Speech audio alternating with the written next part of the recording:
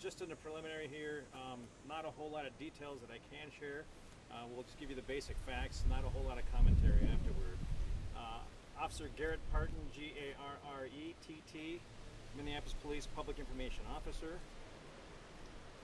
Today, August 29th, at approximately 12:10 p.m., officers from the 2nd Precinct responded to the 2400 block of Cole Avenue Southeast in a report of a shooting.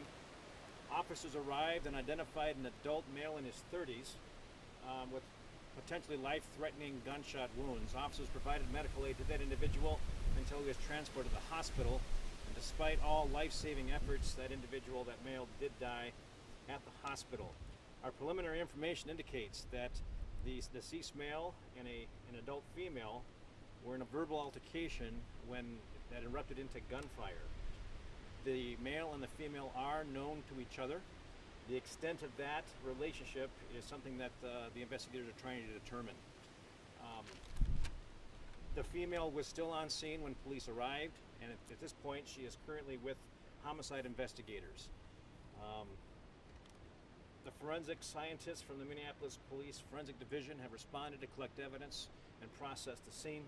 Homicide investigators have responded to start what is now the 60th death investigated as a homicide. The medical examiner will release the name and cause and nature of death of the individual who deceased. And that's the basic preliminary information that we have. Officer, are you looking for any other suspects? We are not looking for any other suspects. We understand that this was an altercation between the two individuals, and one of them currently is with our homicide investigators. Garrett, were these two living with each other, or were they just acquainted with one another? The extent of the relationship that they have, we're still trying to determine that at this point. So I don't know the answer to your question. Okay. Just the state of domestic calls that you are called to, and they often become tragic in the end. So your question's about domestic calls becoming tragic. I don't know if this is a domestic, and I don't know that many of them turn tragic. We deal with domestics every day, and obviously it's good if you're having issues to call the police, to have that third party come in and maybe sort some things out. And obviously, as you ask about domestics, again, I don't know if this is at all related, but there's lots of resources to call if you're afraid to call the police. But, yeah. If you've said this already, is there a history of this address for police calls at all? Not that I'm aware of. This is a relatively quieter neighborhood, but I'd have to look at our record management system to know exactly how often we come over here. Certainly not for the violent crime. Yes, sir. Did you say a firearm was involved? This was a shooting. It yes. was multiple Yes. shots, you know, or Again, that's part of the investigation.